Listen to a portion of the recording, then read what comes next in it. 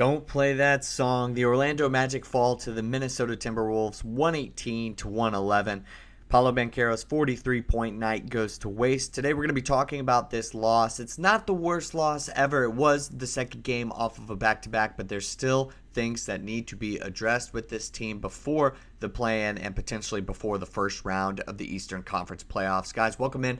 I'm your host, Patrick Previty. This is Magic Digest. This is your one-stop shop for Orlando Magic basketball content here on YouTube. So, as I always say, let's try to make sure that if you're watching these videos that you join the 25% who are subscribed.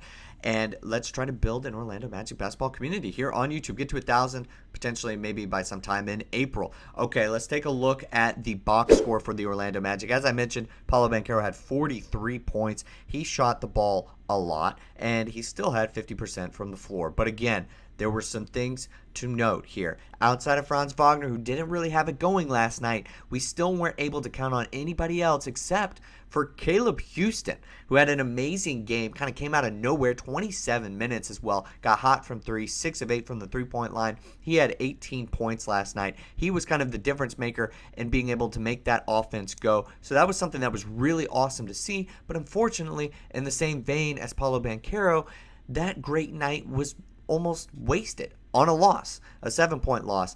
Now, this team controlled a lot of this game, but wasn't able to withstand a Minnesota Timberwolves comeback, and that is where it leaves us with an L. Okay, let's take a look at what happened for the Minnesota Timberwolves. Obviously, you see more scoring kind of from everywhere on this roster. You had DiVincenzo coming off the bench with 14 points. Nickeil Alexander-Walker with 12 points off the bench. Even Naz Reid added 8.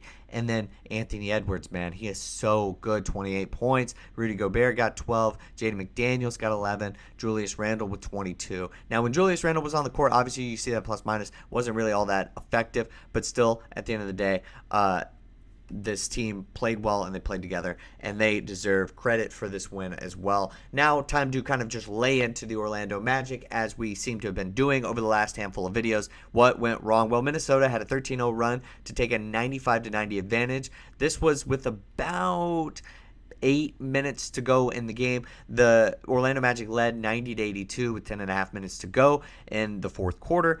And unfortunately, like I said, this team just could not, when the other team gets it going on offense, hold on for that stretch of time. They weren't able to kind of bring their weight up, bring their game up, and that was probably the worst part of it all, right? Seeing a team, whenever they get it clicking against this Magic defense, to not be able to hold up against them. Now, the Orlando Magic did not have a bad offensive night. That should be noted. Despite it being very top-heavy and relying on a guy like Caleb Houston and Paolo Banchero, this team still shot well from three. 42% from 42.9% for the night, 12 of 28. And then also from the field, they weren't too bad either. 45%, 40 of 89 shooting for the entire game. So that wasn't really the story, right? That wasn't where this team lost. Minnesota Timberwolves shot 42% from 3, 14 of 33, 52.5% from the floor, 42 of 80. So what was the difference? Well, it was rebounding again, which I thought was really interesting. Obviously, Minnesota isn't as big as they used to be, but they're still a very big and physical team. And they were able to take advantage of the Orlando Magic. The Magic only had 31 rebounds for the game. The Timberwolves had 45. That was the huge story, and just a weird kind of new development that has been going on as of late for this team, where they have just not been able to rebound the ball effectively. This is not something that I think has been an issue for this team the entire year, but over 2 of the last 3 games and in both of the last losses, that has been the deciding factor for this team. Now, also, 18 total assists as the team is concerned is low. 26 for the Minnesota Timberwolves, when you just strictly compare it, is a little jarring. I think that this team does struggle without a point guard and being able to figure out who is going to facilitate the offense. And then when Paolo Banchero's got it going, he's going to have a lot of ISOs, a lot of one-on-one play, kind of that mid-2000 styles basketball as he's been compared to. And so that's okay, right? We're not too concerned. If Paolo goes off, then we might be lower on assists. But that is something that really just shows, and I'm going to get into it in just a second, how Jamahl Mosley does need to improve whenever he is kind of deciding how he wants to run this team and run this offense. Total turnovers, like I said, it was really just the rebounds, but total turnovers should be mentioned. The Timberwolves conceded 20 points off of turnovers and gave up 16 turnovers for the game. The Magic only had 11 turnovers, only 14 points conceded off of those 11 turnovers. Points in the paint was about the same. Fast break points for the Timberwolves was 19-9. That was a point of emphasis for the Orlando Magic in the previous game.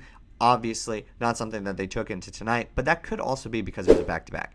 Now, Paolo Banchero did also have a little bit of comments after the game, because obviously a lot of people were pitting the two young superstars, him and Anthony Edwards, against each other, and he made a nice little comment after the loss. I think it's great, two young talented players trying to lead their teams. I love playing against Ant. Now, this was kind of in the talk about the face of the NBA, obviously with some of the aging superstars, so Paolo Banchero was asked in the postgame. Give a classy answer. One of the better games from him, so just wanted to shout out him one last time before we get into what is truly going on with this team. Okay, Jamahl Mosley, I think unfortunately this was one of those games where I can't really defend him because I felt like we had enough to win this game. This team played well enough, yet we should be 32-36, not 31-37. Now, Jamahl Mosley did go on to talk about Caleb Houston, so that's the positive part of this. He is determined, he is focused, he's going to stay ready, and that's what you've got to love about him and the way he represents being a professional. So this is all well and good. There's a positive to this. While, yes, Caleb Houston was able to provide that shooting spark that this team totally needs, and I think we'll definitely see him against the Cavs on Sunday, we don't really we really shouldn't be putting players into a box like this where they need to stay ready after having not played for maybe the last 2 weeks. That is extremely difficult for these pros, okay? In the Pelicans game, he played 15 minutes, was a bit of a non-factor, but then in the previous 3 games, he played 6, 6, and 8 minutes. I mean, what is he supposed to do with that time out there on the court? Nothing. He's not going to do anything. Those are late game scenarios where there's nothing to be done, or he's taking 2 shots in those games.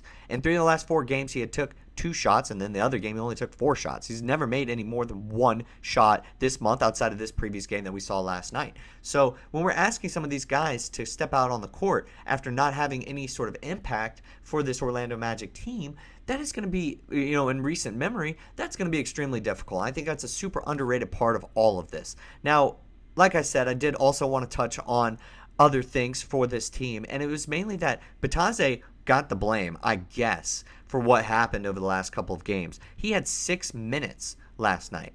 Jonathan Isaac also only got 9 minutes in the game. Went with Wendell Carter Jr. for 31 minutes, and he was a non-factor offensively. And when we're struggling on the boards, it makes me think that maybe we should have pulled back something from his minutes and tried Isaac and tried Bitadze more. Maybe whenever they were out on the court, they weren't contributing to the rebounding total, so he just felt like he was going to throw in the vet and WCJ. But there was something else there that needed to be done. Also, Tristan da Silva got 22 minutes last night. Felt like that was good for him. That's the nice sweet spot he ended up starting, as well as Corey Joseph ended up starting. Corey Joseph had a pretty decent game, but wasn't the factor that he was in the previous night that we saw against the Pelicans. Now, Jett Howard had 4 minutes. We needed somebody big. We needed a rim protecting big out there. We needed somebody to get rebounds. That is something that we just didn't have out there on the court, but we had on the bench. And I think that almost falls on Jamahl Mosley more than anything. But this team definitely could have won this game. They were in position the entire night to do so.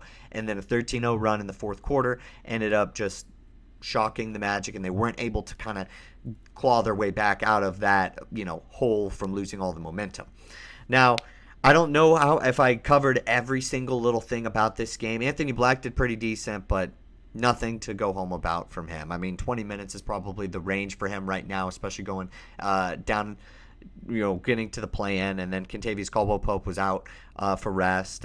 Cole Anthony left toe injury as well. Trevlin Queen did not play, coach's decision. All that good stuff. You guys get it. You guys probably seen it. It's a little late for this post game, but I just wanted to get it out. Tomorrow this team will play the Cleveland Cavaliers. That game got flexed to 1 o'clock on ABC, so a little bit of a primetime Sunday NBA basketball matchup this spring. They have a good chance to right their wrongs from this loss, kind of get back on track. This is the type of game that could potentially spring you into the play-in, can spring you into having more momentum for the rest of this season. So I'm excited for that. Potentially we'll go live, so just make sure to watch out for that.